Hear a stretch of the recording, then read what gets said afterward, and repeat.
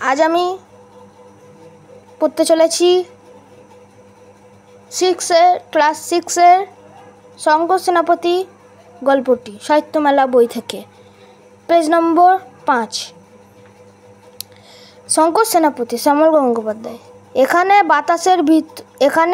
বাতাসের ভিতর সবসময় ভিজে জলের ঝাপটা থাকে। মানে এখানে বাতাসের ভিতর সবসময় ভিজে জলের ঝাপটা থাকে। মনে হবে কে যেন ভালো করে বেটে জলের মিহিদানা মিশিয়ে দিয়েছে, যেন বেটে জলের মিহিদানা মিশালে যেমন দেখায় অমন হয়ে আছে। কারণ আর কিছুই নয়, 5-7 মাইলের ভিতর বঙ্গোপসাগর। কারণ ওই জায়গাটা 5-7 মাইলের ভিতরেই আছে, হচ্ছে বঙ্গোপসাগর। পাগলা বাতাসে তার ঢেউয়ের গুঁড়ো সবসময় উড়ে আসছে। আকন্দবাড়ি স্কুলের ক্লাস 5-এ বিভীষণ দাস এমু পাখির কথা বলছেন।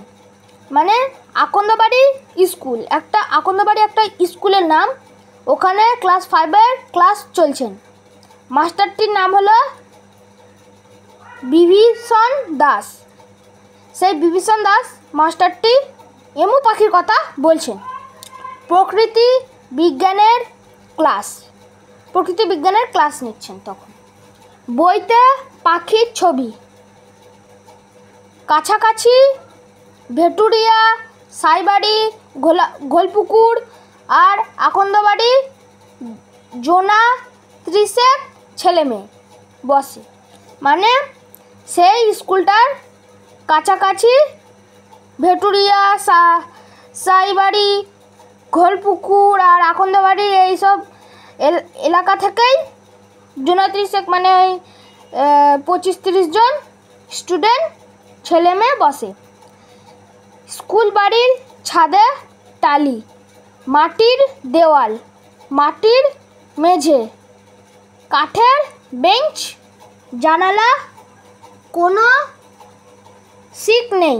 মানে অনেক অবস্থা খারাপ সেই স্কুলটার এখন। সেই জানালা দিয়ে মেঘ দেখা যায়, আকাশে দেখা যায় পাখি উড়ছে। সেদিকে তাকিয়ে একটি ছেলে আনমনা হয়ে পড়েছে।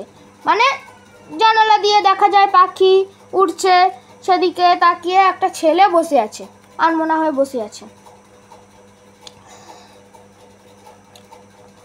নারকেল গাছের মাথার উপর দিয়ে কত উঁচুতে ডানা মেলে শঙ্খচিল ভাসছে।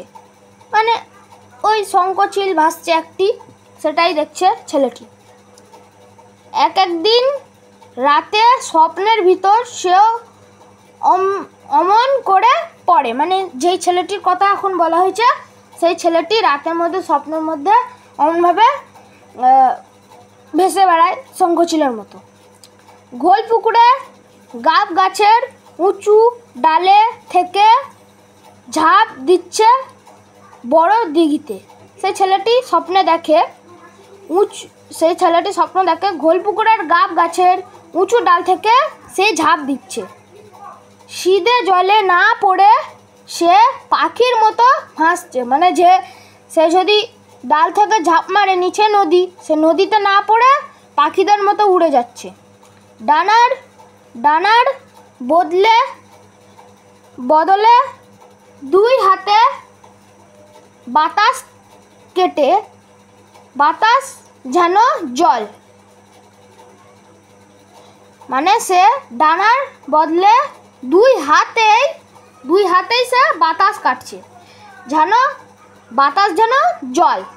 পিছনে 2 পা ঠেলে দিয়ে আরো এগিয়ে যাচ্ছে। মানে পাখিরা এই জলে যেমন সাঁতার কাটে,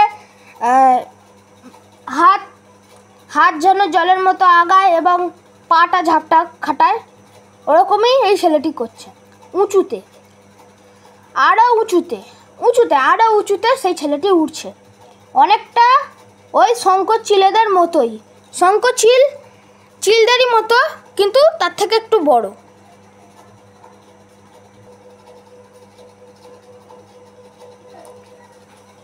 এই শঙ্কর মানে ওর মাস্টারমশাই সেই ছেলেটিকে ডাকছে, সেই ছেলেটির নাম হলো শঙ্কর, ডাকছে এই শঙ্কর।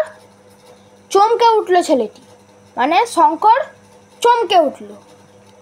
এতক্ষণ যেন সে ক্লাসের বাইরে শঙ্করচিলদের সঙ্গে আকাশে উড়ছিল। থতমত খেয়ে উঠে দাঁড়ালো, মানে ওই ছেলেটি থতমত খেয়ে চমকে গিয়ে উঠে দাঁড়ালো। হ্যাঁ মাস্টারমশাই। বিভীষণ দাস প্রায় বেঞ্চে উঠলেন। হ্যাঁ মাস্টারমশাই, খুব পড়াশুনোয় চোখ কোন দিকে ছিল? মানে মাস্টারমশাই ওকে বকাঝকা করছেন। এতক্ষণ কি দেখছিলে? মাস্টারমশাই শঙ্করকে বলল। শঙ্কর একদম চুপ। স্কুলের সামনে ধান ক্ষেত, রোয়া ধান সবে মাথাচাড়া দিয়ে উঠেছে, ঘন সবুজ আর লাইন দিয়ে রোয়া। তার উপর এইমাত্র একখানা মেঘের ছায়া পড়ল, ছায়া সরে যাচ্ছে আর সেখানে রোদ এসে ঢুকছে। বিভীষণ দাস চটে গিয়ে বললেন, কি দেখছিলে বাইরে? মানে মাস্টারমশাই শঙ্করকে বলছে, কি দেখছিলে এতক্ষণ বাইরে? শঙ্কর ঘাবড়ে গেল। শঙ্করচিল মাস্টারমশাই আকাশে। সে বলছে, মাস্টারমশাই শঙ্করচিল।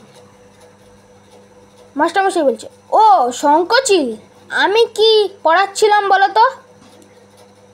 এমু কথাটা একবার তার কানে ঢুকেছিল, মানে শঙ্করের কানে একবার এমু পাখি কথাটা ঢুকেছিল। শঙ্কর তাই বুক ঢুকে বলছিল, এমু পাখি মাস্টারমশাই, এমু পাখি দেখেছো কখনো? মাস্টারমশাই শঙ্করকে জিজ্ঞেস করলেন। হ্যাঁ মাস্টার। এদিকে সবাই মাস্টারমশাই কথাটা তাড়াতাড়ি বলে মাস্টাই, মানে ওইদিকে লোকরা মাস্টারমশাইকে তাড়াতাড়ি বলতে গিয়ে বলে মাস্টাই। কোথায় দেখলে? মাস্টারমশাই জিজ্ঞেস করছে শঙ্করকে। ঘোলপুকুরের বড় দিঘির পাড়ে সবেদা গাছের ডালে এসে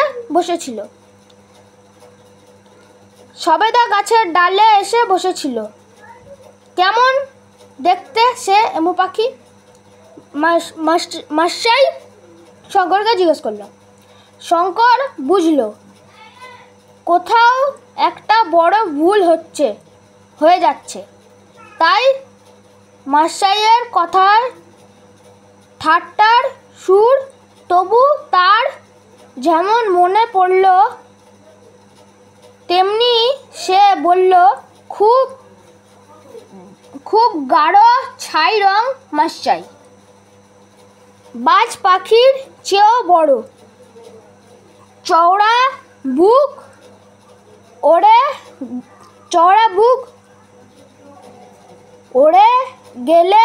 উড়ে গেলে ডানায় বাতাস কাটা শব্দ হয় জোরে। এমনি অন্য পাখিরা তখন ভয়ে সরে যায়।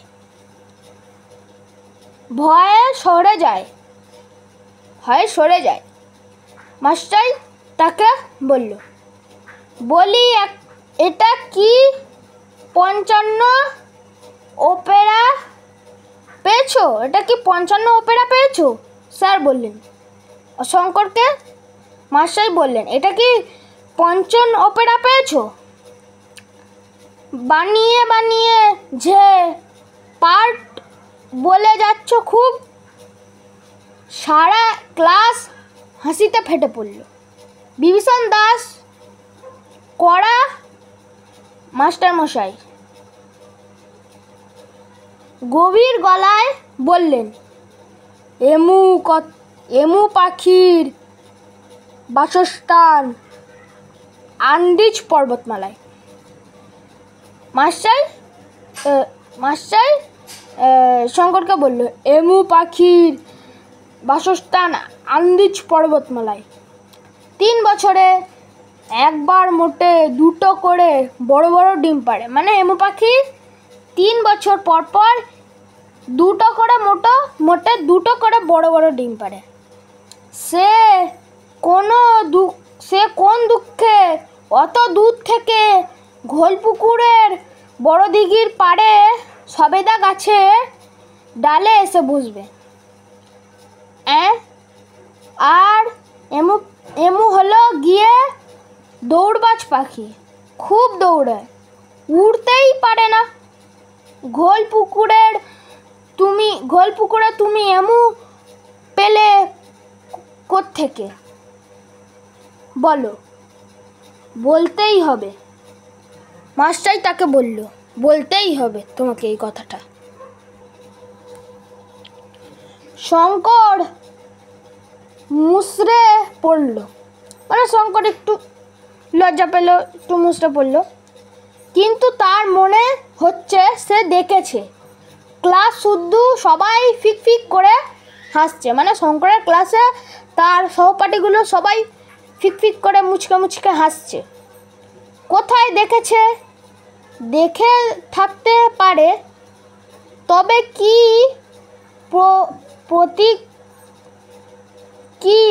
প্রকৃতিবিজ্ঞান বইয়ের ছবিতে দেখলো না? তাহলে সাহস করে বলবো মাস্টার। মানে শঙ্কর মাস্টারকে বলল যে বলবো মাস্টার। মাস্টার তাকে শঙ্করকে বলল, বলো। শঙ্কর বলছে, তাহলে স্বপ্নে একদিন দেখেছি মাস্টার, বেশ বড় সাইজের পাখি। সারা ক্লাস হাসিতে ফেটে পড়ল।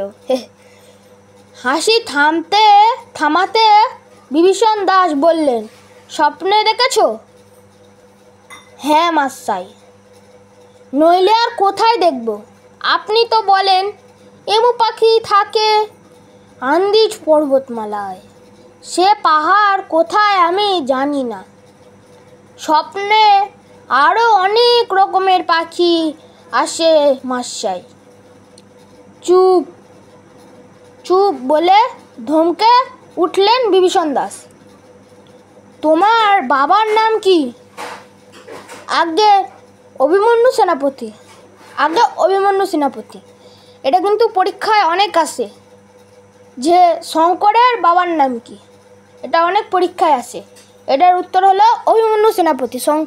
শঙ্করের বাবার নাম কি? অভিমন্যু সেনাপতি। এটাকে দাগানো আছে ওই জন্য। তাকে আসতে বলবে কাল, আমি কথা বলবো, মাস্টার শঙ্করকে বলল। এখন শঙ্কর মাস্টারকে বলছে, বাবা তো আসতে পারবে না মাস্টার। মাস্টার বললেন, কেন? শঙ্কর বললেন, বাবার খুব অসুখ। এমন সময় সেকেন্ড বেঞ্চ থেকে সমীকান্ত দীক্ষিত উঠে দাঁড়িয়ে হাসি চাপতে চাপতে বলল, ওর খুব পেট গরম মাস্টার, তাই রোজ স্বপ্ন দেখে। বইয়ের পাতা উল্টাতে বিভীষণ দাস জানতে চাইলেন, পেট গরম কেন? গাছেই সারাদিন থাকে, গাব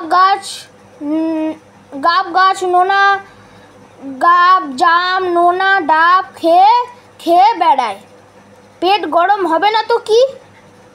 এটা কিন্তু অনেক পরীক্ষায় আসতে পারে যে শঙ্কর কোথায় কোথায় ঘুরে বেড়ায়, কোন কোন গাছে কি খেয়ে বেড়ায়, তখন উত্তর লিখতে হবে গাব জাম নোনা ডাব খেয়ে বেড়ায়, গাছে বেড়ায়। এটা উত্তর হবে। পেট গরম হবে না তো কি? শঙ্কর সেনাপতি আর বিভীষণ শঙ্কর সেনাপতি আর বিশেষ কিছু বলতে পারল না। কি কুক্ষণেই সে ওদের স্বপ্নের কথা বলেছে। মানে সে শঙ্কর এখন দুঃখ পাচ্ছে যে কি কুক্ষণেই সে ওই কথাটা বলেছিল ওদের, তার এটা বলা উচিত হয়নি। সে এখন মন খারাপ করছে, সবাই তার উপরে হাসছে, তার লজ্জা পাচ্ছে। তাই স্বপ্ন তো সে সত্যিই দেখে, রোজই প্রায় দেখে। সেসব স্বপ্নে সে ওড়ে, পাখি হয়, আবার ধপ করে স্বপ্নের ভিতর সে খাট থেকে পড়েও যায়। হ্যাঁ, মানে সে আবার স্বপ্ন দেখতে দেখতে ধপ করে খাট থেকে পড়েও যায়। পড়ে গিয়ে ঘুম ভাঙলে টের পায় না সে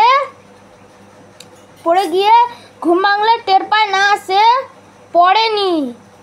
বাঁ পায়ের শিরায় টান ধরেছে। মানে ও ঘুমোতে ঘুমোতে চিন্তা করছে ও পড়ে গেছে, কিন্তু যেই চোখটা খুলেছে, যেই ঘুম ভেঙেছে, যেই ও টের পেয়েছে, ও দেখছে যে না, বাঁ পায়ের শিরাটা একটু টান ধরেছে। স্বপ্নেই সে এমু পাখি দেখে থাকবে। গাঢ় ছাই রঙের বিরাট এক পাখি ঘোল পুকুরে দিঘির পাড়ে সবেদা গাছের ডালে এসে বসেছিল, অনেকটা বাজ পাখির মতো, তবে তার চেয়েও বড়। আমি তখন বলেছিলাম অনেকটা চিল বা বাজ পাখির মতো, তার থেকে একটু বড়, তেমনই এখানে বলা হয়েছে। সেখানে প্রশ্নে পরীক্ষায় আসতে পারে যে শঙ্খচূড় কেমন দেখতে, তখন বলতে হবে গাঢ় ছাই রঙের বাজ পাখির থেকে একটু বড়। দূর থেকে কাদের দল চেঁচাচ্ছিল। পাখিটা উড়ে যেতে ডানায় বাতাস কাটার শব্দ হয়েছিল, অথচ বিভীষণ মশাই বলছেন এমু উড়তে পারে না, দৌড়বাজ পাখি তো। অথচ মাস্টার বলছেন এমু তো উড়তে পারে না, ও তো দৌড়বাজ পাখি।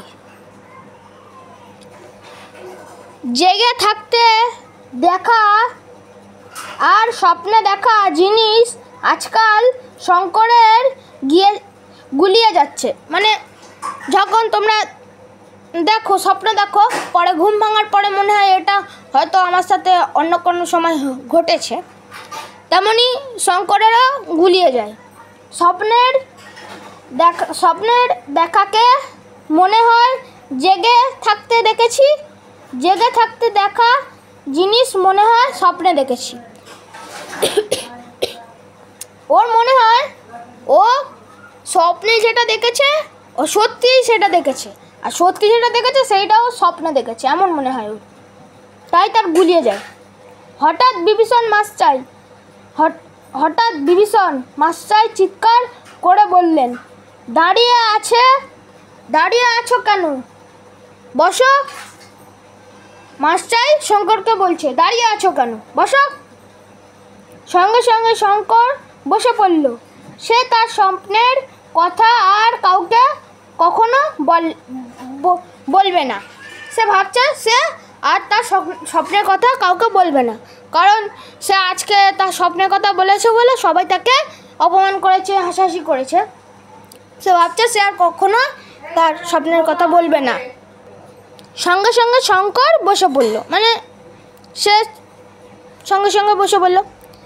বিশ্বাস করে বলার ফল তো এই, মানে সে বিশ্বাস করে সবাইকে বলেছিল যে তার কথা সবাই সত্যি মনে করবে, কিন্তু বিশ্বাস করে বলাটা তার ভুল হয়েছে।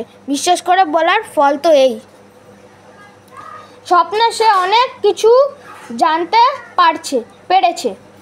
সে স্বপ্নে অনেক কিছু জানতে পেরেছে, যেমন স্বপ্নের বাতাসের রং নীল, বাড়ি ঘরদোর খয়েরি রঙের, স্বপ্নে ধাক্কা খেলে কিংবা গুঁতো খেলে কোনো ব্যথাই লাগে না, অনেকটা যেন গোলপুকুরের বড় দিঘিতে ডুব দিয়ে মাটি তোলার পর ঘেঁষে ওঠার মতো। এটা কিন্তু পরীক্ষা অনেক আসে। সে স্বপ্নে কি দেখে সেইটার একটা উদাহরণ এই তিনটে লাইন লিখে দিলেই হয়ে যাবে। আপসে ভুস করে ভেসে ওঠা, জলের নিচে পোতা বাসে গা ঘষে গেলেও টের পাওয়া যায় না। বিভীষণ মাস্টারমশাই বলেছিলেন, পাখি দেখার জন্য যখন মাঠে বা বাগানে ঘুরবে তখন খুব সাবধানে পা টিপে চলবে, যেন পায়ের শব্দ না হয়। জামা কাপড়ের রং শুকনো পাতার রং বা জলপাই রঙের হলে ভালো, কারণ পাখির এই রং গাছের পাতার সঙ্গে মিশে থাকে। বেগুনি রং জামা পরলেও ভালো, পাখিরা বেগুনি রং দেখতে পায় না। পরীক্ষায় এমনও আসতে পারে যে পাখিরা কোন রং দেখতে পায় না, তখন লিখতে হবে পাখিরা বেগুনি রং দেখতে পায় না। তন্ময় হয়ে শুনছিল শঙ্কর। এতক্ষণ মানে মাস্টার যা বলছিল সেটা তন্ময় হয়ে শুনছিল শঙ্কর। হঠাৎ মাস্টারমশাই তার দিকে তাকিয়ে বললেন, শঙ্কর সেনাপতি। হ্যাঁ মাস্টার, বলে তড়িঘড়ি করে দাঁড়ালো শঙ্কর। তুমি তো গাছে গাছে ঘোরো। এক গাল হেসে ফেলল শঙ্কর। তা মাস্টার, শঙ্কর বলল, তা মাস্টার, তুমি তো অনেক রকম পাখি দেখো, তাদের কথা বলতে পারো? বিভীষণ দাস মানে মাস্টার তাকে জিজ্ঞেস করলো, তুমি তো গাছে গাছে ঘোরো, অনেক পাখি দেখো, তাদের কথা কি তুমি বলতে পারো? বিভীষণ মাস্টার যে তাকে এমন একটা কথা বলবে তা ভাবতে পারেনি শঙ্কর। এতক্ষণ ধরে মাস্টার তাকে বকাঝকা করছিল,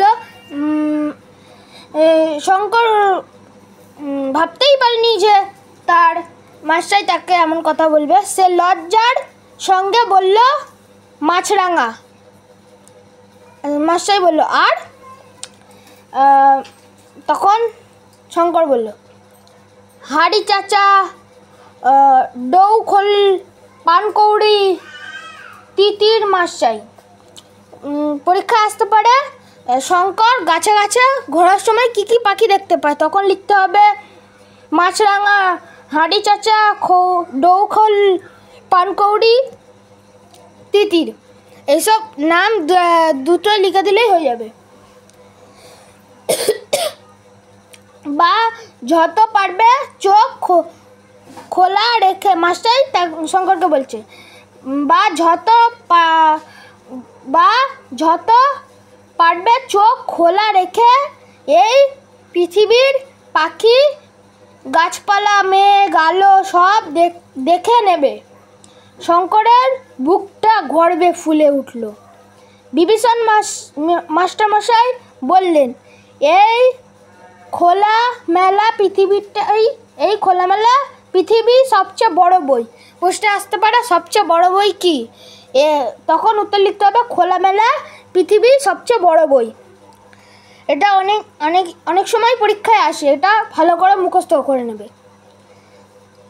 তাকে চোখ ভরে দেখাই সবচেয়ে বড় পড়াশুনো। সবচেয়ে বড় পড়াশুনো কি, এটাও প্রশ্ন আসতে পারে। সবচেয়ে বড় পড়াশুনো কি, খোলামেলা পৃথিবীকে চোখ চোখ ভরে দেখাই সবচেয়ে বড় পড়াশুনো। তো আজ এই অবধি, আবার পরে দেখা হবে আর একটা নতুন ভিডিও নিয়ে। আজ এই অবধি, টাটা বন্ধুরা।